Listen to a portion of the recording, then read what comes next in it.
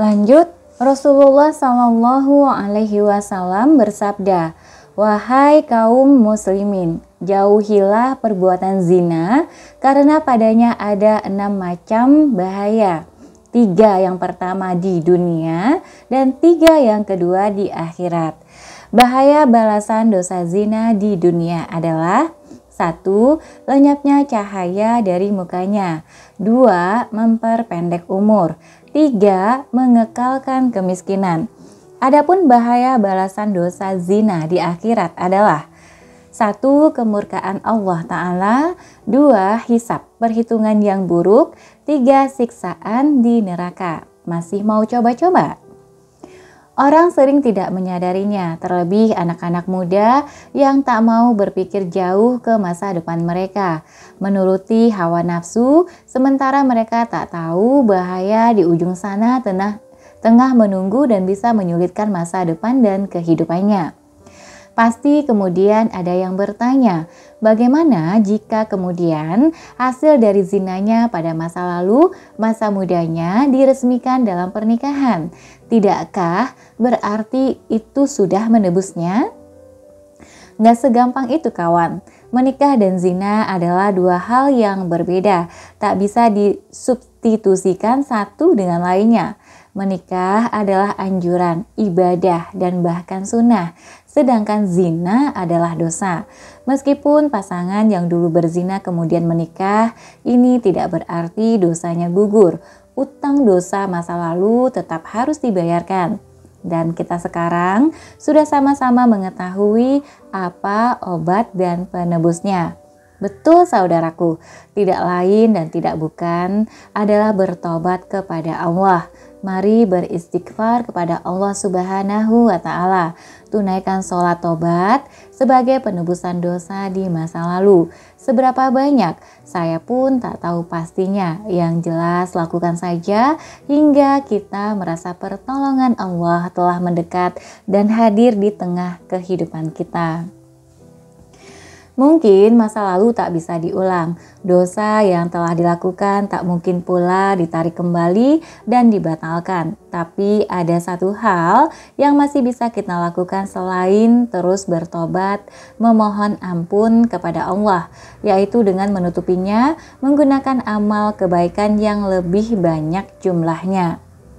Mari kita jaga keluarga kita dari dosa zina ini. Anak-anak kita, adik-adik kita, saudara kita, dan juga diri kita sendiri.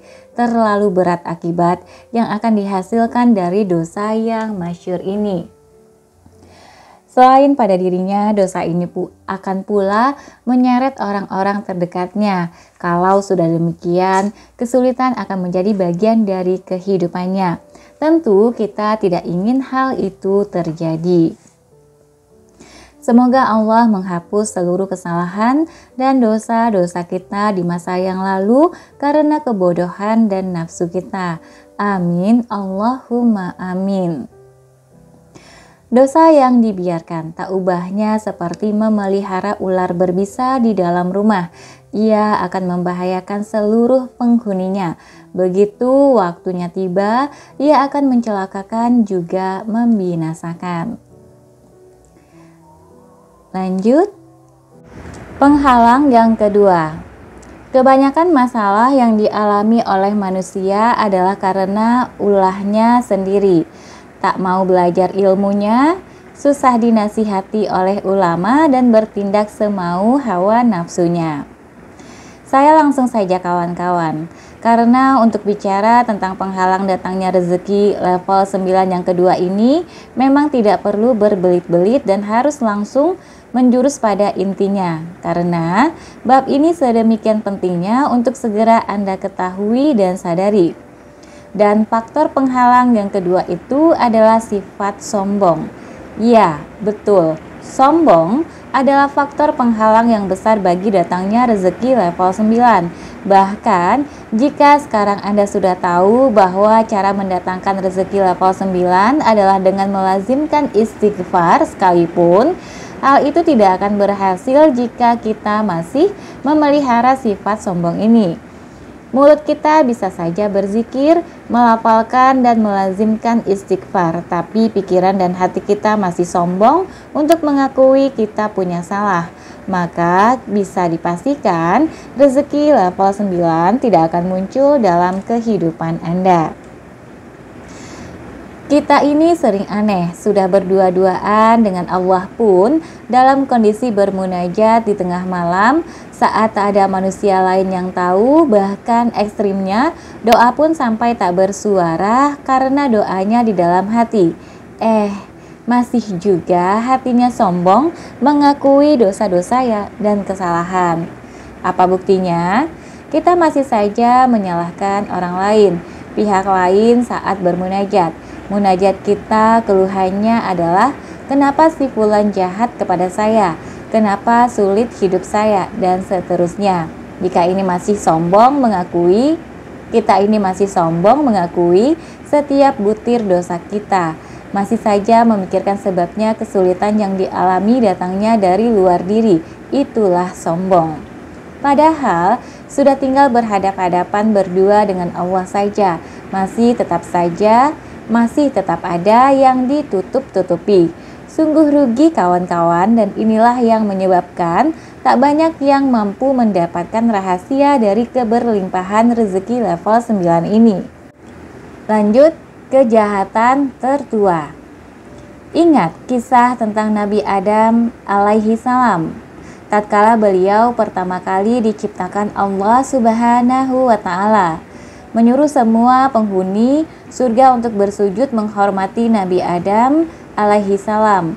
Semua pun tunduk, hanya iblis yang kala itu enggan bersujud.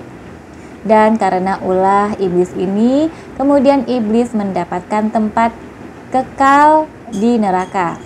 Tak lama berselang, dendam iblis membuatnya merencanakan tipu daya untuk Nabi Adam alaihi salam dan Hawa agar melanggar perintah Allah, yaitu memakan buah kuldi, buah terlarang.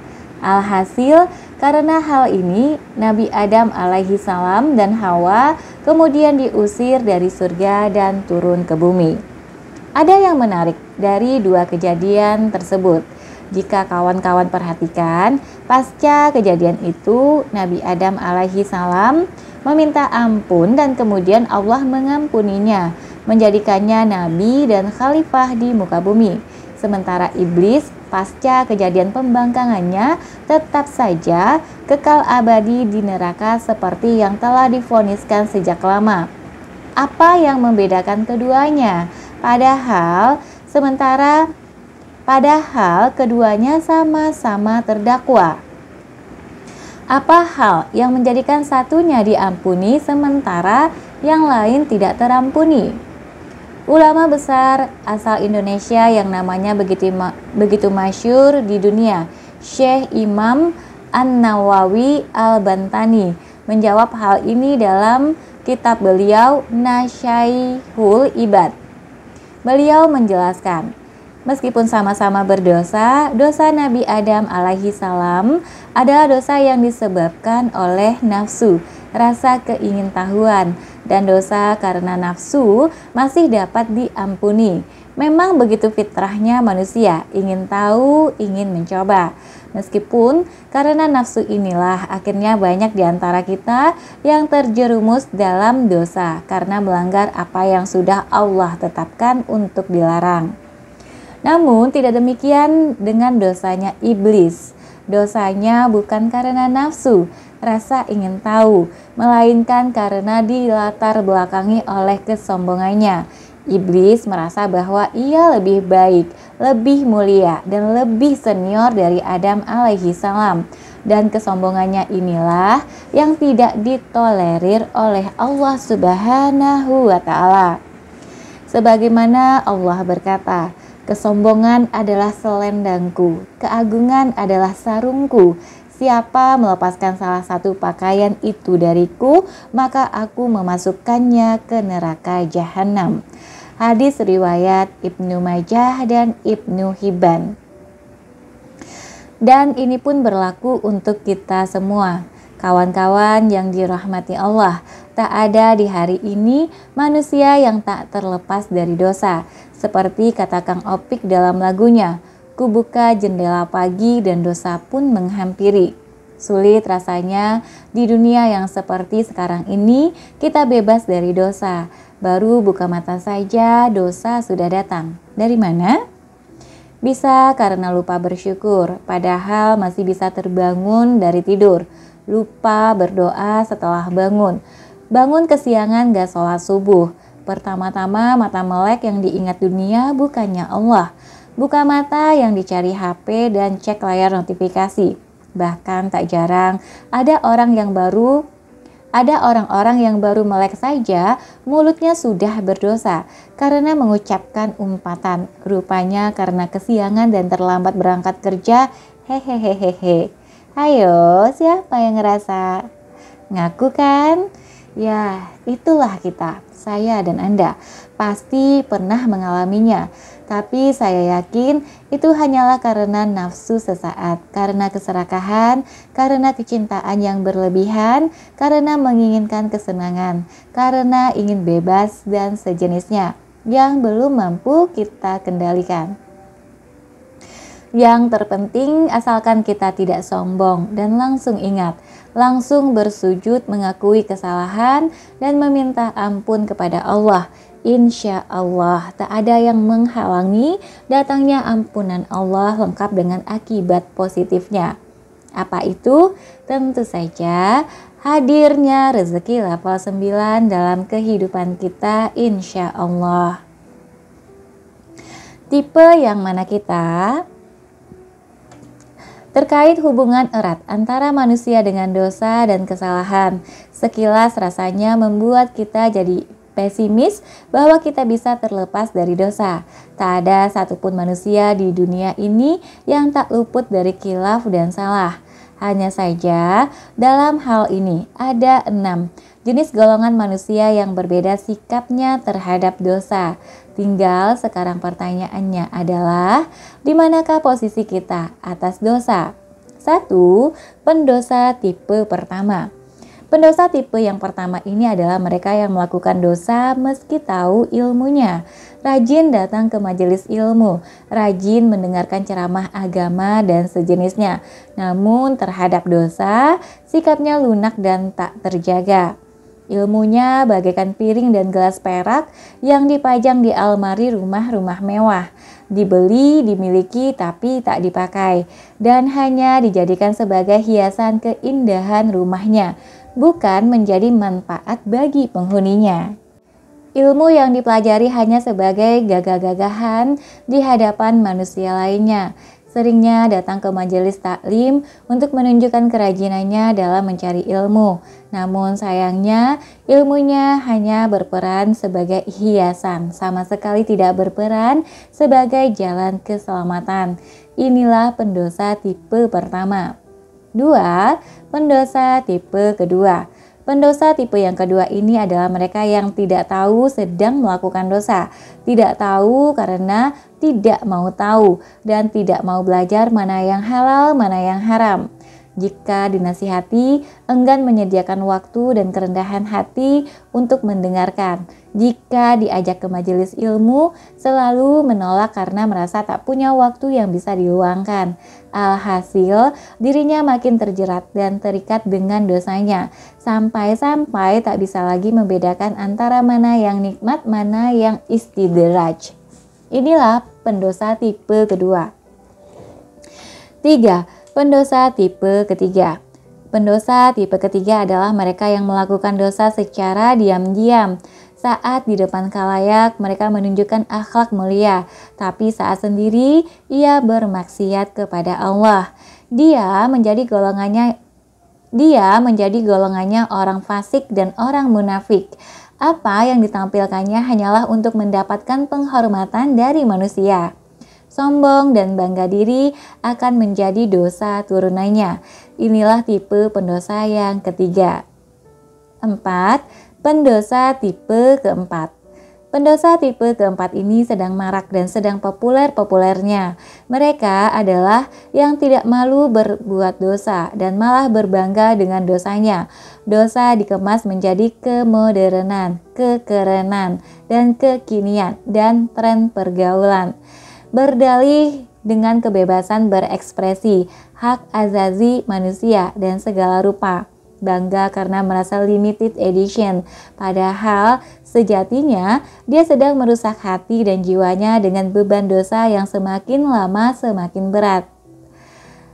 Tipe pendosa ini memutar akal untuk menganalogikan dosanya agar bisa diterima masyarakat, selalu berdalih dan mencari cara, memaksakan ilmu pengetahuan untuk membenarkan tindakannya di depan manusia. Sering melihat, inilah tipe pendosa keempat. 5. Pendosa tipe kelima. Pendosa tipe kelima adalah mereka yang memilih-milih dosa. Dosa yang berat, besar, dan fatal dampaknya. Mereka akan beramai-ramai menolak dan mengharamkannya. Namun pada yang dirasa kecil dan sudah biasa, mereka mengabaikannya dan menganggapnya tidak ada. Demikian pula pada hal yang sekiranya dianggap nikmat bagi mereka. Meski dosa tetap saja dilanggar dan diterjang. Tapi yang tidak menguntungkan ia jauhi dengan alasan takut berdosa. Inilah pendosa tipe kelima. 6. Pendosa tipe keenam. Tipe pendosa yang satu ini adalah mereka yang ketika berbuat dosa dan maksiat, dia langsung menyesalinya. Dia langsung bertobat kepada Allah dengan linangan air mata. Ia takut akan azab, sekaligus penuh harap akan ampunan Allah yang Maha Kuasa. Dia belajar dari kesalahannya, tapi tidak bisa mengendalikan hawa nafsunya. Dan inilah sebaik-baik orang yang bersalah, pendosa yang membuat Allah gembira atasnya. Katakanlah, hai hamba-hambaku yang melampaui batas terhadap diri mereka sendiri, janganlah kamu berputus asa dari rahmat Allah. Sesungguhnya Allah mengampuni dosa-dosa semuanya. Sesungguhnya dialah yang maha pengampun lagi maha penyayang. Quran Surat Az-Zumar ayat 53. Itulah 6 golongan manusia berdasarkan hubungan dan sikapnya terhadap dosa.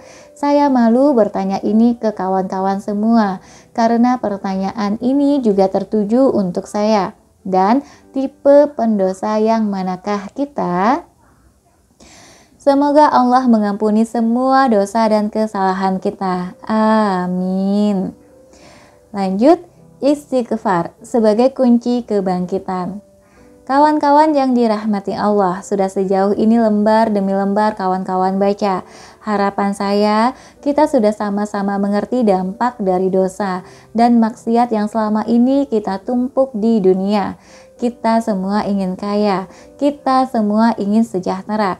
Tapi pasti kita semua juga ingin selamat, tak hanya di dunia, tapi juga di akhirat.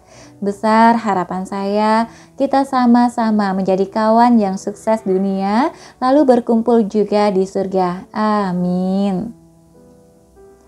Mungkin sebagian Anda bertanya, kenapa sampai saya sebegitu ngototnya ingin memperkenalkan rezeki level 9 ini kepada dunia?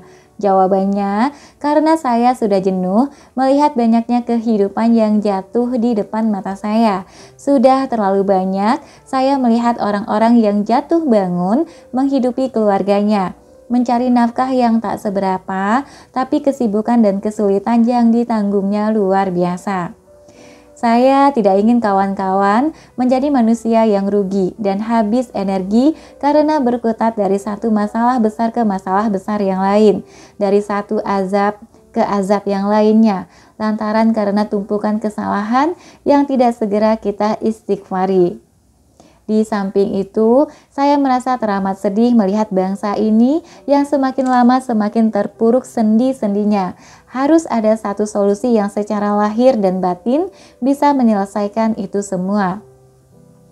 Dan saya meyakini itu melalui istighfar, memohon ampun kepada Allah, menghidupkan dan mengundang kedatangan rezeki level 9, karena sejatinya dosa-dosa kitalah yang mencegah kita untuk bangkit berdiri tegak dan manfaat. Perhatikan ilustrasi saya ini. Manusia, dosa, kesombongan hati. Nanti di halaman 92 ada gambar sebuah pohon kelapa, yaitu diibaratkan sebagai manusia, lalu sedang terikat ke sebuah pancang, yaitu kesombongan hati, dan diikat dengan tali dosa. Lanjut, manusia yang berdosa selamanya tidak akan bisa bangkit. Dia seperti pohon yang dipancang ke tanah oleh dosa yang mengikatnya dan dipasak oleh kesombongan hatinya. Doyong, gak bisa bangkit. Tumbuhnya tidak akan pernah meninggi dan sempurna. Tali dosa yang terikat oleh pasak kesombongan hati, ego, inilah yang sejatinya menjatuhkan manusia. Dua penghalang rezeki level 9 yang disatukan adalah jalan tercepat menuju kehancuran hidup yang sesungguhnya. Dan ilustrasi yang di bawah ini adalah solusinya. Tobat adalah penggunting tali pengikat diri dengan dosa dan kesombongan. Potong, potong tali dosa yang selama ini mengganggu pertumbuhan kehidupan Anda dengan gunting tobat. Itulah fungsinya tobat, itulah peran istighfar. Semakin lama Anda menunda untuk menggunting tali dosa yang mengikat Anda, maka semakin lama pula hidup Anda akan doyong, susah, sengsara, dan penuh dengan kesulitan.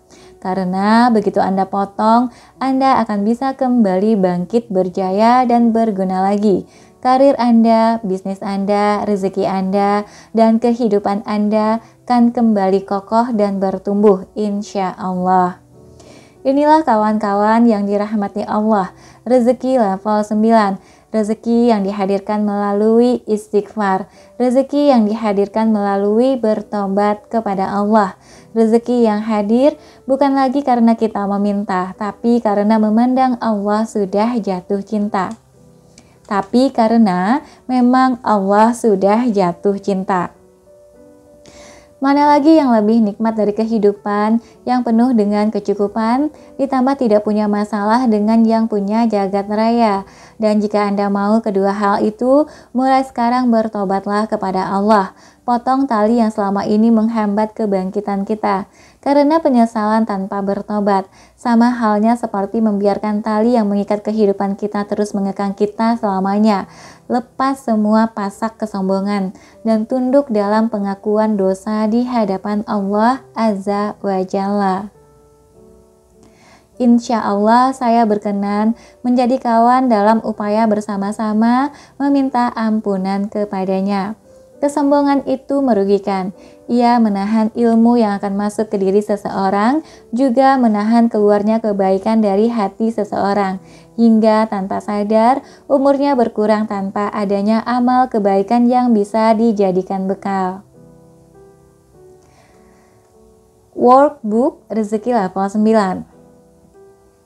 Saya memahami bahwa untuk mendapatkan hasil yang maksimal dalam mengundang hadirnya rezeki level 9 ini, kawan-kawan membutuhkan panduan yang detail, lengkap, dan sederhana.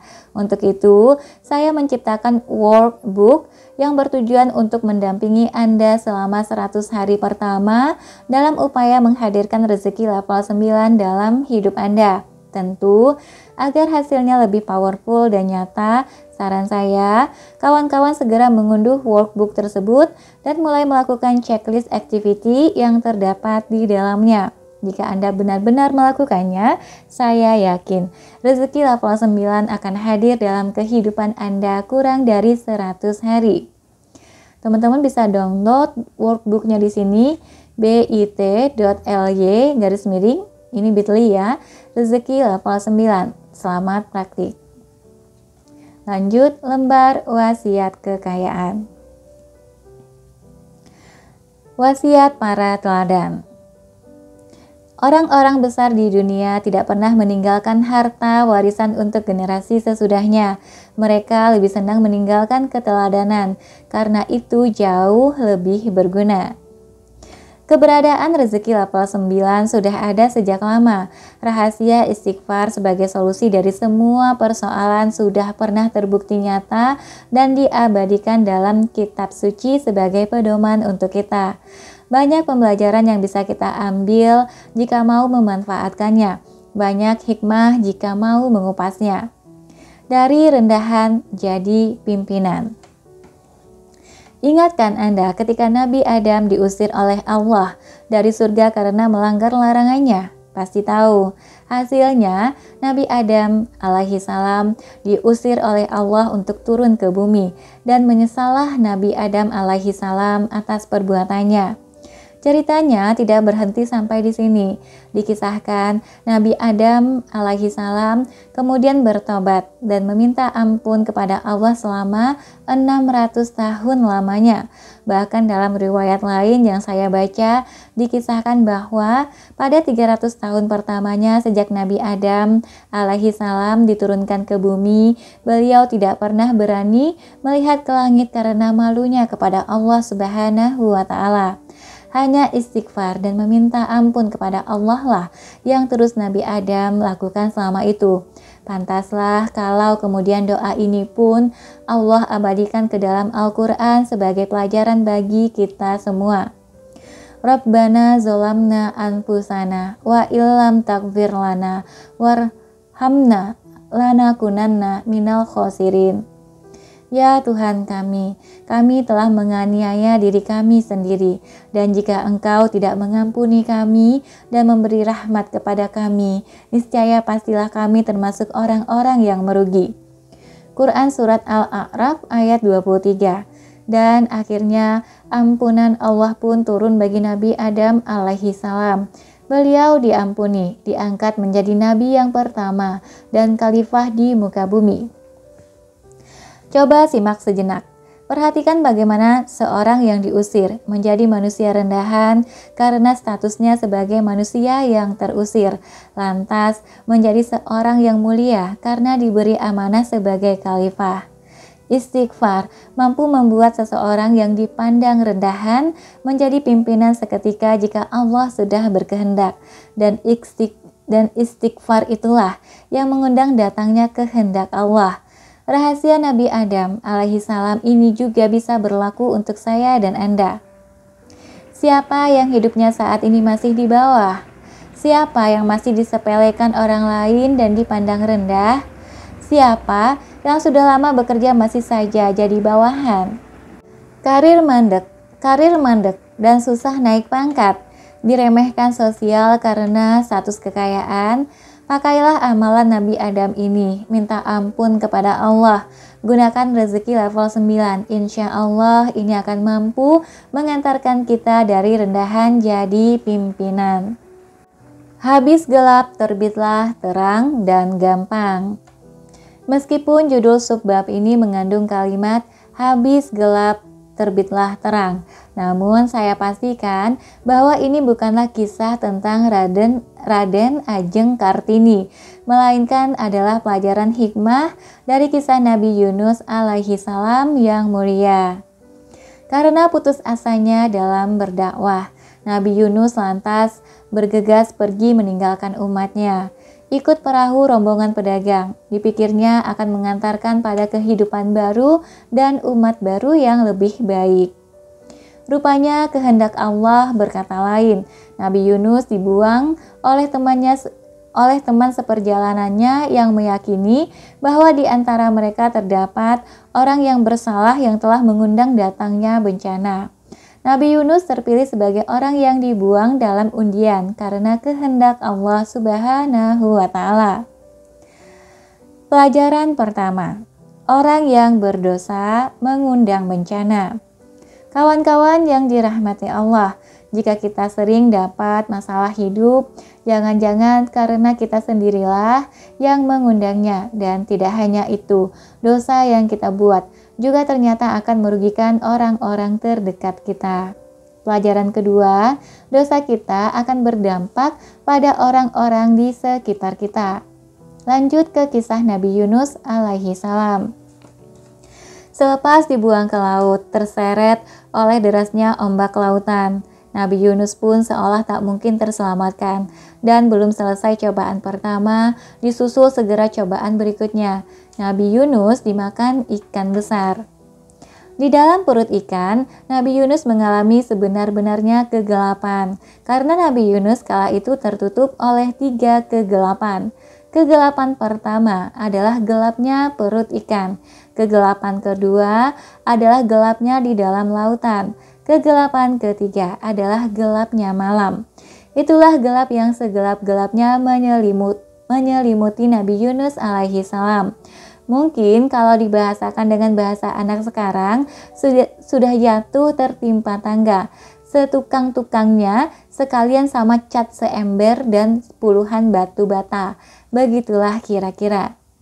Dalam keadaan seperti ini, Nabi Yunus menyadari kesalahannya. Beliau sudah lalai meninggalkan umatnya, dan beliau menyadari bahwa apa yang sekarang dialaminya adalah buah dari kesalahannya. Maka Nabi Yunus pun berdoa kepada Allah Subhanahu wa Ta'ala. La ilaha illa anta subhanaka inni kuntu minaz zolimin. Tidak ada Tuhan selain Engkau, Maha Suci Engkau. Sesungguhnya aku adalah termasuk orang-orang yang zolim. Quran Surat Al-Anbiya ayat 87. Jika kawan-kawan perhatikan, ada rumusan yang Nabi Yunus gunakan dalam doa meminta ampun kepada Allah. 1. Menegakkan ketauhidan. 2. Memuji Allah. 3. Menyadari kesalahan. Dan inilah yang kemudian menyebabkan Allah menurunkan pengampunannya, menyelamatkan Nabi Yunus, dan ditambahkan oleh Allah hadiah kepada Nabi Yunus, yaitu kesadaran umatnya untuk beriman kepada Allah, bahkan tanpa perlu bersusah payah berdakwah seperti sebelumnya. Bukankah itu adalah perubahan yang drastis luar biasa? Jika sebelumnya buntung berkali lipat, sekarang jadi untung berkali lipat. Apa sebabnya? Ya, minta ampun kepada Allah, istighfar. Gelap yang dialami Nabi Yunus adalah pelajaran untuk kita semua, karena Allah tahu kita juga akan mengalaminya. Loh, iya loh, coba cermati benar tulisan saya ini. Masalah, kalau masih ada jalannya atau di kepala kita masih bisa nyari titik terangnya, itu bukan masalah kawan.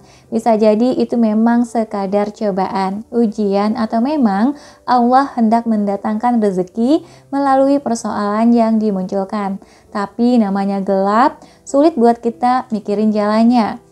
Kita lagi nggak punya uang, tapi masih kepikiran siapa yang bisa dipinjami atau mau dipinjami. Ini tandanya urusan masih terang. Kita lagi nggak punya uang, tapi nggak ada lagi yang mau dipinjami karena sudah hilang kepercayaan. Saudara menjauh dan tak ada yang membantu. Ini gelap. Bertengkar sama istri, tapi istri masih mau mendengarkan kita, mendengar nasihat kita, ini namanya terang. Bertengkar sama istri, tapi istri kemudian kabur dari rumah, nggak mau dinasihati dan malah memilih buat cerai. Ini namanya gelap. Anak bandel, nakal, tapi saat dinasihati masih diam dan nurut, ini namanya terang. Anak bandel, nakal, tapi saat dinasihati malah ngelawan dan makin kurang ajar, ini namanya gelap.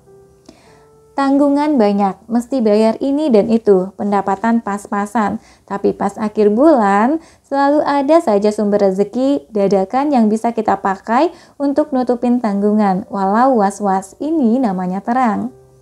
Tanggungan banyak, mesti bayar ini dan itu, pendapatan pas-pasan, dan ditambah makin bulan, makin sedikit penghasilan, makin susah dapat kesempatan, peluang, dan pekerjaan. Kepala pusing, was-was, deg-degan, karena kepikiran terus dengan semua tanggungan dan tak terpikir pula solusinya. Ini namanya gelap. Paham ya bedanya? Gelap adalah saat di mana lebih dari satu masalah datang bersamaan dan saling menguatkan keberadaan masalah satu sama lain dan menambah level kesulitannya. Ini namanya gelap urusan. Dan kalau sudah begini, maka istighfarlah yang bisa menjadi solusi. Pakai rumus Nabi Yunus alaihi salam. 1. Perbaiki dulu tauhidnya. Yakin bahwa Allah lah yang paling berkuasa. Tidak ada sebab lain yang paling berkuasa kecuali Allah Azza wa Jalla. 2. Puji Allah. Masih ingat rezeki level 8. Nabi Yunus mengajarkan kita untuk menggabungkan keduanya. Pantaslah kalau kemudian bonusnya pun double-double. Karena dua rezeki level tertinggi digabungkan dalam satu rumusan menjadi doa tiada tandingan. 3. Sadari kesalahan dan minta ampunan.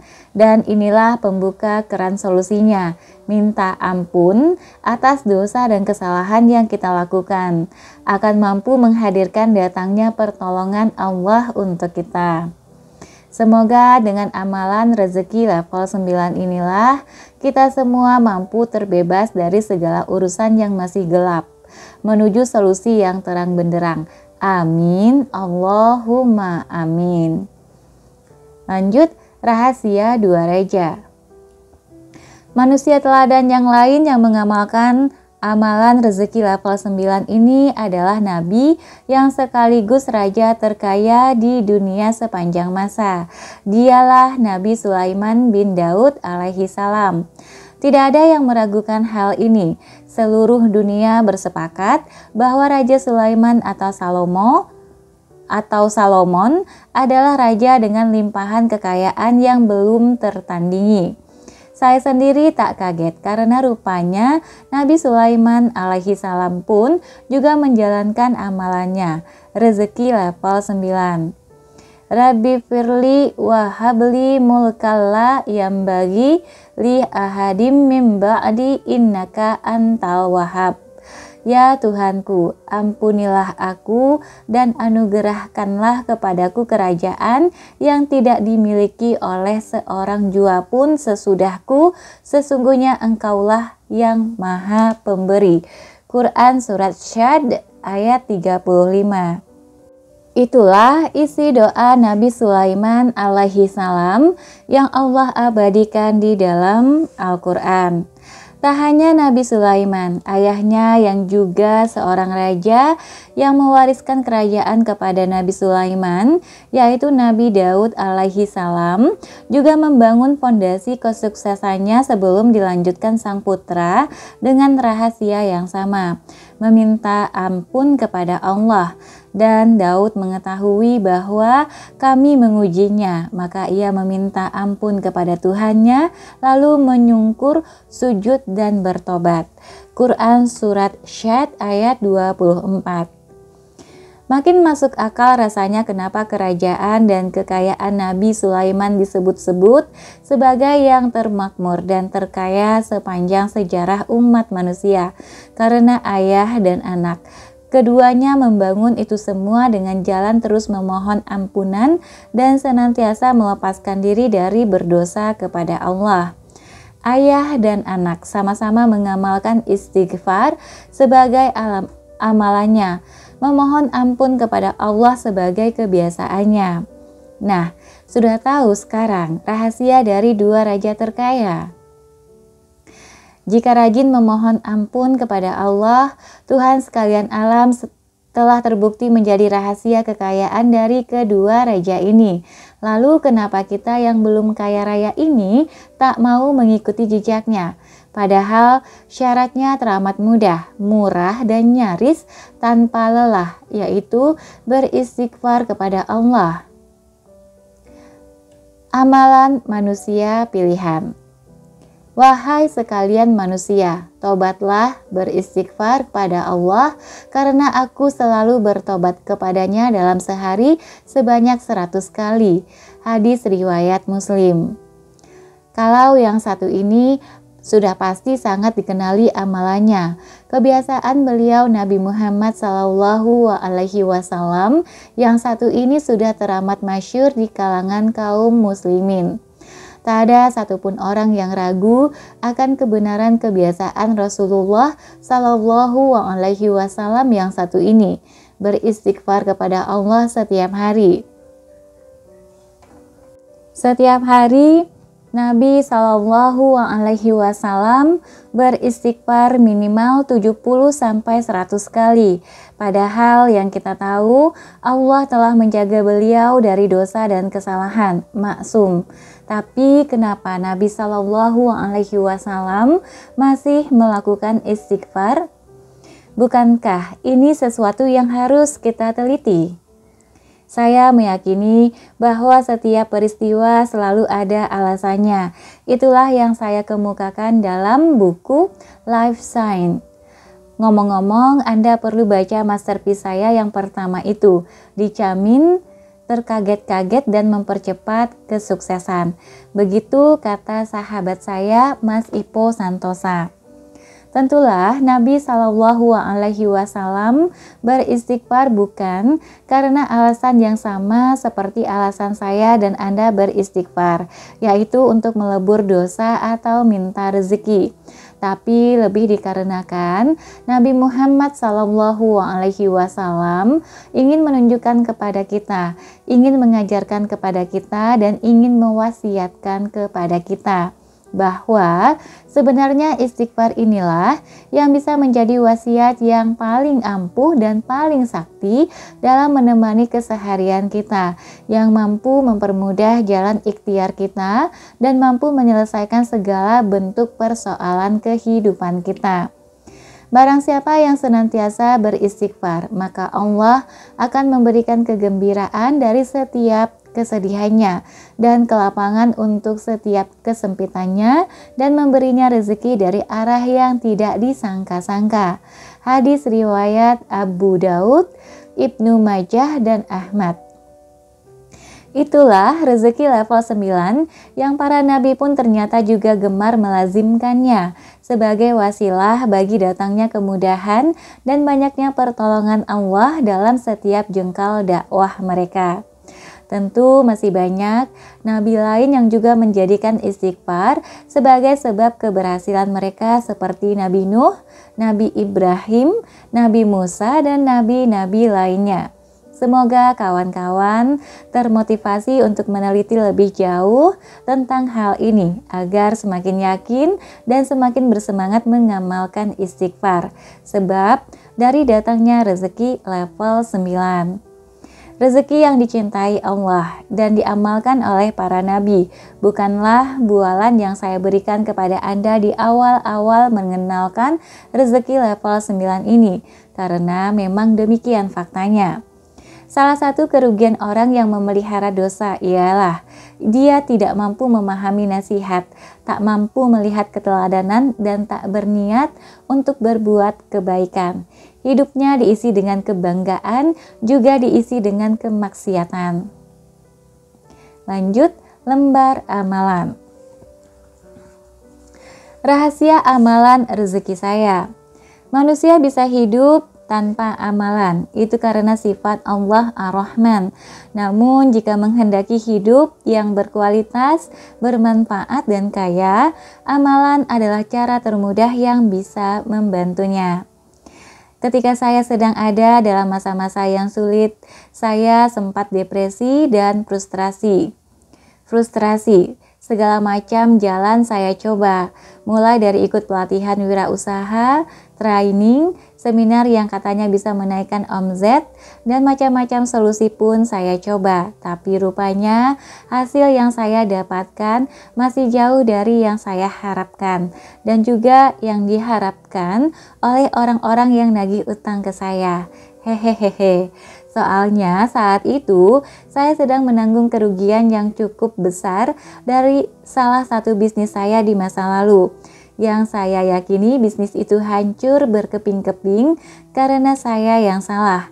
Saya membangunnya dari uang hasil riba alias pinjam ke bank konvensional. Sampai hari ini saya masih mengistighfari dosa saya itu. Karena dosa itulah yang telah menjerumuskan saya dan keluarga ke dalam lembah kesulitan yang luar biasa. Saking dendamnya dengan riba, saya sampai kemudian terdorong untuk memperdalam ekonomi syariah yang kemudian menjadi cikal bakal dari terbitnya buku kedua saya berjudul The Savior. lengkap dengan solusi dan seluk-beluknya. Di tengah keputusasaan, saya datang menemui guru saya, berharap dapat pencerahan, solusi, dan juga sedikit nasihat adem yang menghilangkan kegelisahan. Inilah letak kesalahan kedua saya, dan mungkin juga sebagian besar kita. Kita ini seringkali hanya menjadikan guru sebagai tempat untuk melempar sampah. Kalau sudah mentok, kalau sudah bermasalah, kalau sudah butuh solusi, baru ingat guru dan butuh dinasihati. Namun saat jaya, saat hebat, saat lapang rezeki, boro-boro ingat kepada guru lantas mengirimi beliau hadiah yang beliau mungkin sukai atau sedang butuhkan. Ingat bahwa semua yang kita capai hari ini adalah wasilah dari ilmu beliau pun mungkin tak pernah. Kita beranggapan bahwa semua pencapaian kita adalah karena hebatnya diri sendiri, karena pandainya diri sendiri. Kembali saya mengistighfari dosa saya yang satu ini. Saya lantas berpikir, bisa jadi semua kesulitan saya juga karena saya tidak lagi berbakti kepada orang-orang yang memberi saya ilmu. Padahal guru saya pernah berpesan, yang menghalangi ilmu menjadi berguna dalam kehidupan kita itu ada 3 hal. 1. Jika di dalam hati ada dosa. 2. Jika berniat untuk tidak membagikan atau mengamalkannya. 3. Jika tidak ada lagi ridho dari guru yang pernah mengajarkannya. Catat itu. Lanjut petuah dari sang bijaksana. Saya datang kepada beliau, guru saya, dengan niat silaturahmi kala itu. Setelah ngobrol sana-sini, seolah beliau tahu kegelisahan saya, maka guru saya pun kemudian menitipkan sebuah nasihat agar saya jalankan. Dan beginilah nasihat beliau. Mintalah pada yang punya nama-nama yang baik itu. Insya Allah dikabulkan kalau benar dan sungguh-sungguh. Entah kenapa, setelah mendengar nasihat ini, sepulang dari rumah guru, saya memikirkan dengan dalam apa yang beliau maksudkan. Dan setelah lama berpikir, saya teringat kepada hadis Nabi yang satu ini.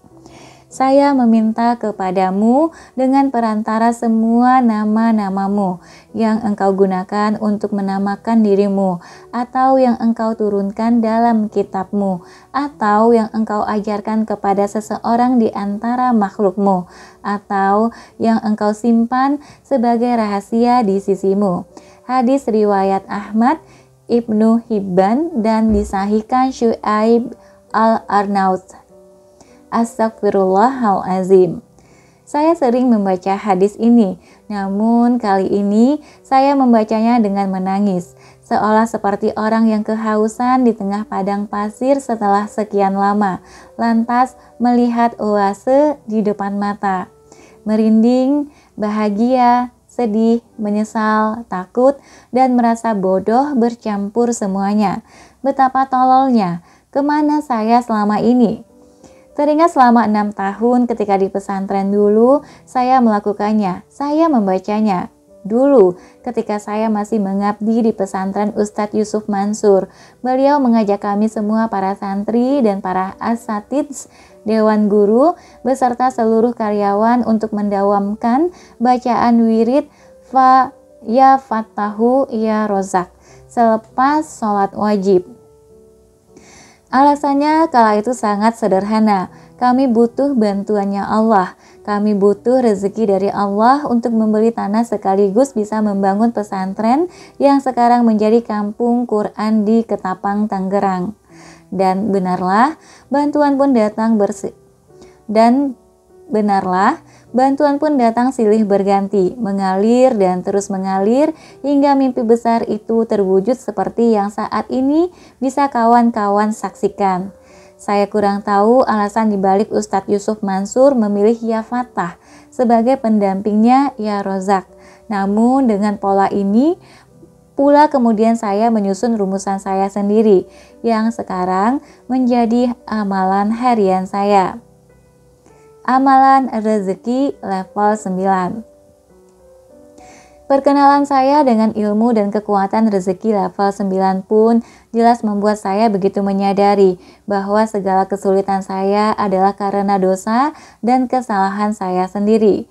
Maka tetap berwasilah pada nama-nama Allah yang baik ini. Maka saya pun kemudian memilih Al-Ghafar yang maha memberi ampun sebagai pendamping dari Ar-Razzaq yang maha pemberi rezeki. Maka jadilah wirid yang saya amalkan menjadi Ya Ghafar, Ya Razzaq. Ngomong-ngomong, tahukah Anda kenapa zikir yang saya amalkan ini berpasangan? Ini juga bukan sembarangan loh, ada rahasianya.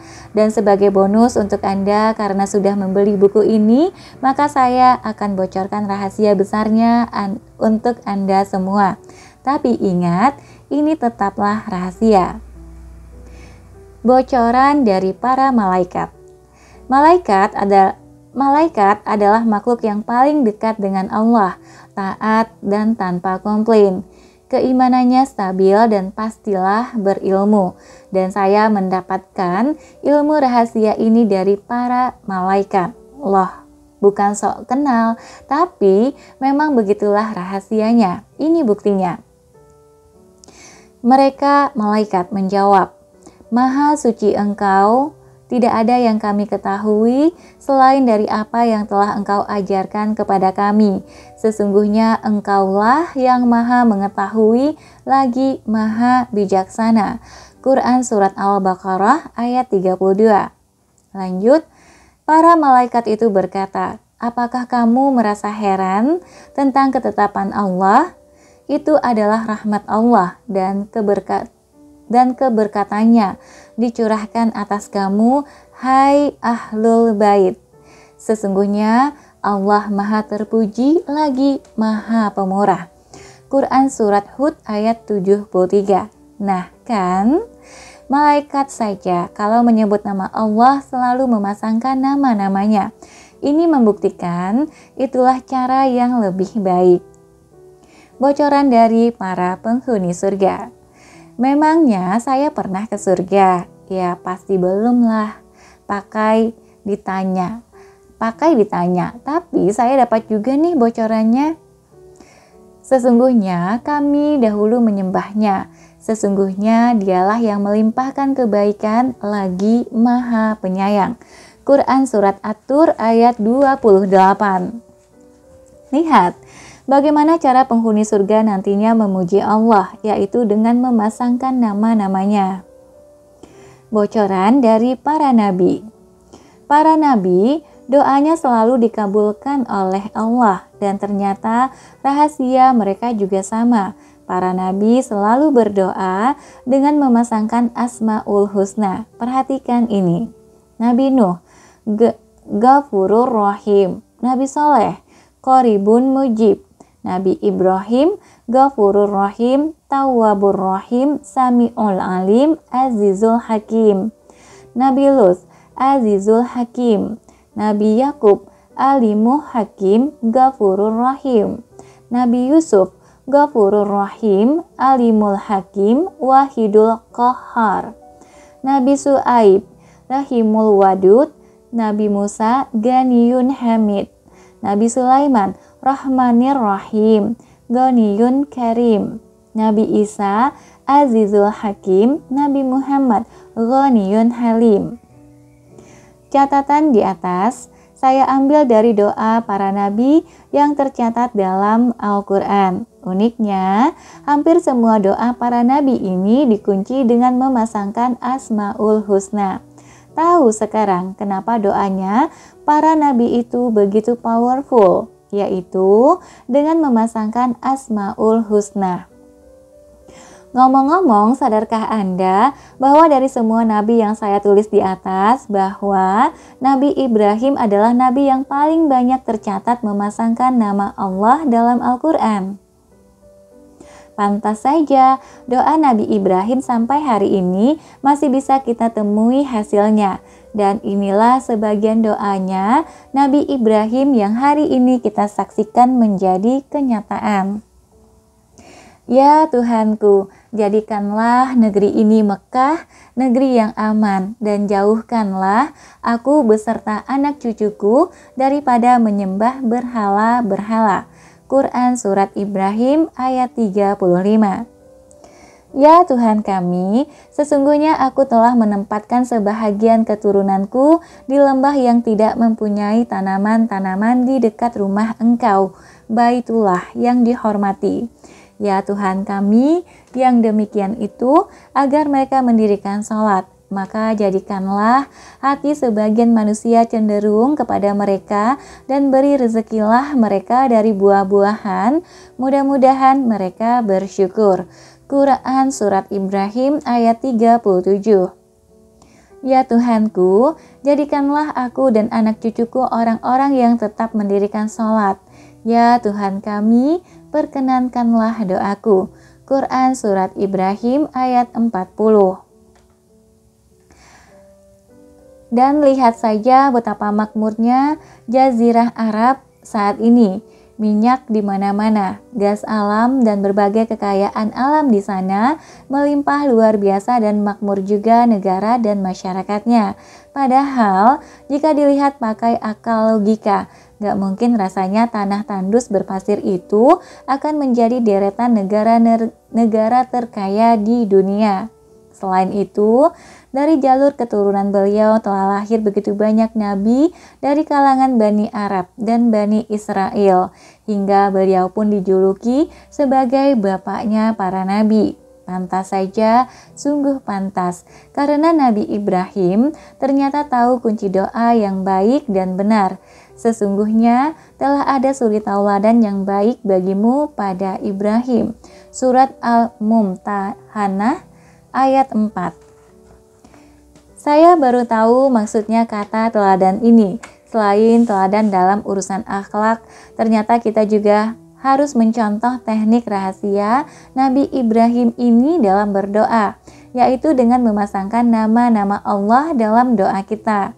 Dan rumusan inilah yang saya gunakan hingga akhirnya zikir saya pun dalam mengharapkan ampunan dan rezeki dari Allah pun menjadi Ya Ghafar, Ya Razak. Saya biasa mengamalkannya setiap hari selepas sholat, baik sholat wajib maupun sunnah. Kalaupun tidak rezeki kita yang bertambah, harapan saya dengan wasilah zikir tersebut, Allah membuka pintu ampunannya untuk saya yang penuh dosa ini. Saya yang banyak dosa ini masih diberikan kehidupan. Tentu itu adalah kesempatan agar saya memohon ampunan. Mau ikut mengamalkannya bersama saya? Gabung di grup Telegram Rezeki Level 9 dengan menghubungi SMS atau chat di nomor 081578502993 dengan kode sebagai berikut ini. Jawa dan Madura RL 9 pagar 01, Sumatera RL 9 pagar 02, Kalimantan RL 9 pagar 03, Sulawesi RL 9 pagar 04, Bali, NTB, NTT dan sekitarnya RL 9 pagar 05, Maluku dan Papua RL 9 pagar 06. Memiliki amalan kebaikan ibarat memiliki teman setia yang tak akan meninggalkan saat hidup. Amalan menjadi teman dalam kesendirian, saat mati amalan menjadi teman pula dalam kesepian. Di dunia ia sebagai pelipur hati, di akhirat ia mampu menjadi syafaat. Lanjut berikutnya, lembar penyemangat tobat. 19 kekuatan rezeki level 9. Puji syukur kepada Allah Tuhan semesta alam. Sampailah juga kita pada lembar-lembar akhir dari buku rezeki level 9 ini. Meski bagian akhir, bisa jadi lembar inilah yang akan membuat Anda semua makin menyadari kekuatan dari rezeki level 9. Disebut Rezeki level 9 bukan tanpa alasan, karena memang kekuatan rezeki ini begitu holistik, menyeluruh dari lahir sampai batin, dari berdampak untuk diri sendiri, juga orang-orang di sekitar kita. Bahkan melazimkan istighfar yang merupakan pengundangnya rezeki level 9 ini juga mampu mengaruhi keberlangsungan dunia dan semesta. Lihat saja nanti. Dan sengaja semua kekuatan dari sisi lain rezeki level 9 ini saya kumpulin di bagian belakang buku ini karena saya tak ingin Anda bosan. Karena saya tahu sebagian besar dari Anda ingin mendapatkan penjelasan sederhana, cepat dan to the point. Selain itu, buku ini saya tuliskan untuk semua kalangan.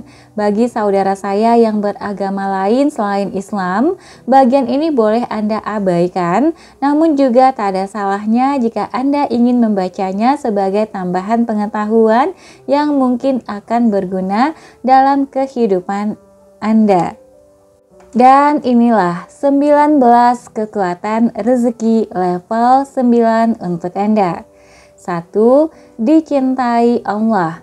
Sungguh, yang membuat saya begitu mencintai rezeki level 9 adalah karena rezeki ini sungguh begitu istimewa. Tidak hanya pelakunya akan mendapatkan limpahan rezeki yang mengalir begitu deras luar biasa, tapi juga rezeki level 9 ini mampu mendatangkan cintanya Allah Azza wa Jalla untuk kita. Allah berfirman, sesungguhnya Allah mencintai orang-orang yang bertobat dan mencintai orang-orang yang menyucikan diri. Quran Surat Al-Baqarah ayat 222. Rasulullah Shallallahu Alaihi Wasallam bersabda, orang yang bertobat adalah kekasihnya Allah. Orang yang bertobat atas dosanya bagaikan orang yang tidak berdosa. Hadis riwayat Ibnu Majah. Coba cari pembandingnya. Apa dan mana di dunia ini yang lebih dahsyat dari cinta yang maha kuasa? Kalau sudah cintanya Allah kita dapat, tentu ridhonya juga akan segera kita dapatkan.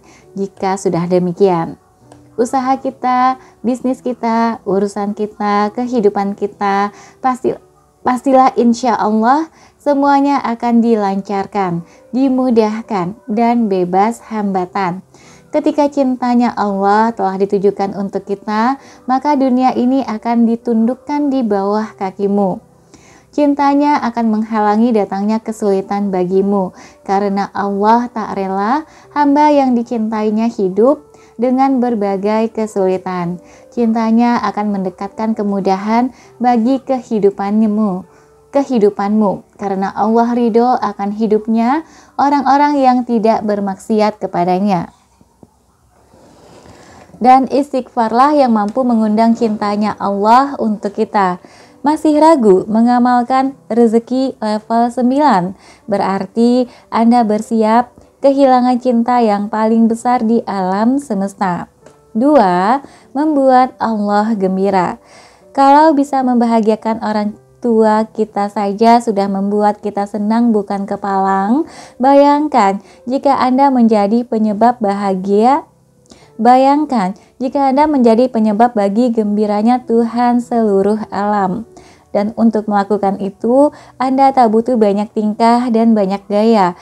Cukup mau merendahkan diri, membuang kesombongan, dan meminta ampun mengakui semua kesalahan. Maka itu sudah cukup untuk membahagiakan Allah. Tuhan yang telah memberikan kita semua begitu banyak sebab kebahagiaan. Sebagaimana kata Rasulullah Shallallahu Alaihi Wasallam berikut, sungguh Allah lebih gembira dengan tobat hambanya, seperti kegembiraan salah seorang dari kalian yang menemukan untanya yang hilang di padang pasir. Hadis riwayat Bukhari dan Muslim. Lihat, simpel kan? Teringat salah satu tulisan guru saya yang pernah saya baca di salah satu coretan beliau yang bunyinya kurang lebih seperti ini. Ternyata membahagiakanmu tidak sesulit membahagiakan makhlukmu. Betul memang, Terkadang, untuk membahagiakan seorang manusia, kita mengeluarkan banyak harta, banyak waktu, tenaga, dan pengorbanan lainnya. Itu pun terkadang tak cukup membuat manusia yang kita ingin bahagiakan merasa senang dan terpuaskan. Tapi Allah tidaklah demikian. Dia yang memiliki segalanya. Bagi Allah, datangnya seorang hamba meminta ampun adalah sebuah bayaran yang pantas atas segala nikmat yang telah Allah ciptakan di alam semesta.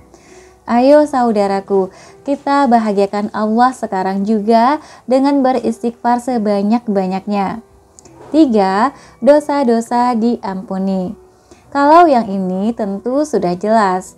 Tujuan dari istighfar yang juga sebab pengundang dari datangnya rezeki level 9 adalah agar dosa-dosa kita terampuni. Sebagaimana yang sudah kita bahas, bahwa dosa adalah penghalang dari datangnya rezeki level 9 yang dahsyat luar biasa ini. Dan ini adalah motivasi buat saya juga. Kawan-kawan, saya menulis buku Rezeki Level 9 sekali lagi bukan karena saya merasa yang paling bersih, paling benar, dan paling suci. Buku ini justru saya dedikasikan sebagai pengingat untuk diri saya sendiri yang punya begitu banyak dosa dan kesalahan. Saya juga berharap mendapatkan banyak kawan yang sama-sama mau mengamalkan rahasia rezeki level 9 ini bersama saya. Barangkali yang membuat saya tetap optimis bahwa Andre yang punya banyak kekurangan dan dosa ini masih bisa menjadi lebih baik lagi adalah karena janji Allah itu sendiri. Dan Allah sendiri berkata demikian kepadanya, hambanya yang mau bertobat. Rasulullah Shallallahu Alaihi Wasallam bersabda, Allah berfirman, wahai hamba-hambaku, setiap kalian pasti berdosa kecuali yang aku jaga, maka beristighfarlah kalian kepadaku, niscaya kalian aku ampuni. Dan barang siapa yang meyakini bahwa aku punya kemampuan untuk mengampuni dosa-dosanya, maka aku akan mengampuninya dan aku tidak peduli berapa banyak dosanya. Hadis riwayat Ibnu Majah dan Tirmidzi. Mungkin dosa kita banyak dan saya yakin akan hal itu. Mungkin kesalahan kita juga tak lagi terhitung. Saya juga sadari itu. Mungkin juga sudah banyak orang yang kita sakiti hatinya. Saya pun mengakui itu. Tapi saya yakin bahwa saya masih bisa diampuni sebanyak apapun kesalahan saya, sebanyak apapun keburukan saya, karena saya ingin terampuni. Semoga kita semua menjadi orang-orang yang Allah ampuni dan Allah abaikan keburukannya di masa lalu. Lalu Allah jaga dari kembali berbuat dosa dan kesalahan di masa yang akan datang. Insya Allah. 4. Melapangkan kesempitan. Kekuatan yang lain dari rezeki level 9 adalah melapangkan kesempitan. Yang namanya kesempitan itu bisa meliputi apa saja, mulai dari rezeki, jodoh, pekerjaan, usaha, masalah rumah tangga, sempit berpikir, selalu dirundung gelisah dan tak juga kunjung menemukan ketentraman batin. Itu semua adalah kesempitan. Maka beristighfarlah agar Allah melapangkan segala kesempitan hidup kita. Rasulullah Shallallahu Alaihi Wasallam bersabda, barang siapa yang senantiasa beristighfar, maka Allah akan memberikan kegembiraan dari setiap kesedihannya dan kelapangan untuk setiap kesempitannya dan memberinya rezeki dari arah yang tidak disangka-sangka. Hadis riwayat Abu Daud, Ibnu Majah, dan Ahmad. Susah jodoh, istighfar. Usaha gagal terus, istighfar. Karir mandek, istighfar. Banyak utang, istighfar. Sulit bayar cicilan, istighfar. Rumah tangga bermasalah, istighfar. Anak bandel, istighfar. Intinya, apapun hal yang membuat hidup Anda jadi terasa sempit, maka selesaikanlah dengan istighfar. Insya Allah, dengan wasilah istighfar, segala kesempitan hidup akan lenyap dan ditambah dapat bonus kekuatan kelima. 5. Bertambah kesejahteraannya dan lancar rezekinya. Ini yang pasti kawan-kawan cari. Bahkan alasan awal kawan-kawan membeli buku ini pun adalah karena menghendaki yang satu ini, lancarnya rezeki dan meningkatnya kesejahteraan. Rasulullah Shallallahu Alaihi Wasallam bersabda, sesungguhnya seorang hamba bisa tertahan rezekinya karena dosa yang dilakukannya. Hadis riwayat Ahmad, Ibnu Hibban, dan Ibnu Majah.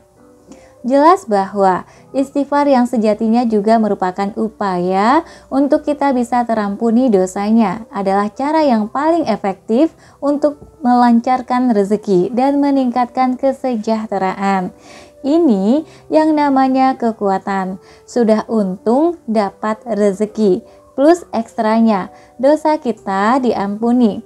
Itulah luar biasanya rezeki level 9 dibandingkan 8 level rezeki yang lainnya. 6. Meredam azab, bala, dan bencana. Siapa sih yang ingin terkena musibah? Siapa sih yang ingin kedatangan bala? Apalagi sampai menghadapi bencana. Tentu tidak ada manusia, bahkan hewan sekalipun yang menghendakinya. Maka rezeki level 9 pun mampu menjadi solusi dari yang satu ini. Allah berfirman, dan Allah sekali-kali tidak akan mengazab mereka, sedang kamu berada di antara mereka. Dan tidaklah pula Allah akan mengazab mereka, sedang mereka meminta ampun. Quran Surat Al-Anfal ayat 33. Ngomong-ngomong masalah bencana, belakangan ini negara kita juga sedang sering diguncang bencana. Mumpung saya bisa mengajak Anda, saya sedang membangun gerakan nasional Indonesia beristighfar. Ayo kita sama-sama gaungkan, kita sama-sama upayakan. Setiap kota, setiap provinsi, dan kemudian dari Sabang sampai Merauke, kita beristighfar, memohon ampun kepada Allah. Insya Allah negeri ini akan terbebas dari bala dan bencana. Lengkapnya nanti saya bahas di bagian bab akhir buku ini. 7. Mengusir kesedihan. Anda masih sering galau, masih sering sedih? Ternyata istighfar juga bisa menjadi obatnya.